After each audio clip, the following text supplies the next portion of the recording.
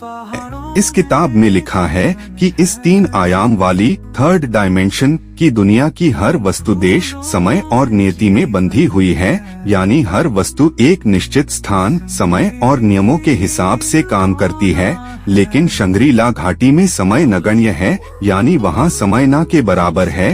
हम इसे सरल शब्दों में ऐसे समझ सकते हैं कि हमारे यहाँ के सैकड़ों साल और वह का 1 सेकंड। शंग्री-ला घाटी में प्राण, मन और विचारों की शक्ति एक विशिष्ट सीमा तक बढ़ जाती है। अगर इस धरती पर आध्यात्मिक नियंत्रण केंद्र है तो वह शंग्री-ला घाटी ही है।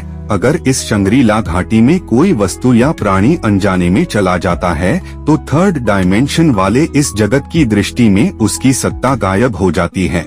सरल शब्दों में कहे तो जब तक वह वहाँ से वापस आएगा तब तक यहाँ न जाने कितनी सदियां बीत गई होंगी, लेकिन शंग्री-ला घाटी में उसका अस्तित्व बना रहता है और यह निश्चित रूप से नहीं कहा जा सकता कि भविष्य में कब उसका अस्तित्व प्रकट हो या न हो, यानी कि वहाँ जाने के बाद वह वापस आएगा या नहीं कुछ कहा नहीं जा सकता, क्योंकि जब तक वह वापस आएगा तब तक यहाँ सदियां बीत चुकी होंगी।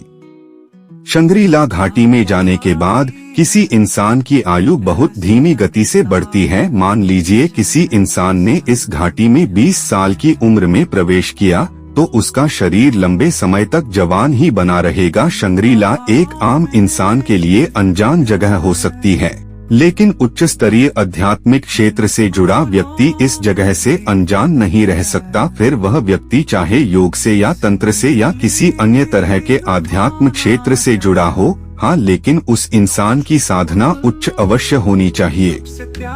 अभी बाकी रहस्य अगले भाग में सुनेंगे। तब तक आप knowledge of the world channel को सब्सक्राइब कर ले ताकि जल्दी दूसरा पार्ट आएगा और आपको सबसे पहले देखने को मिलेगा।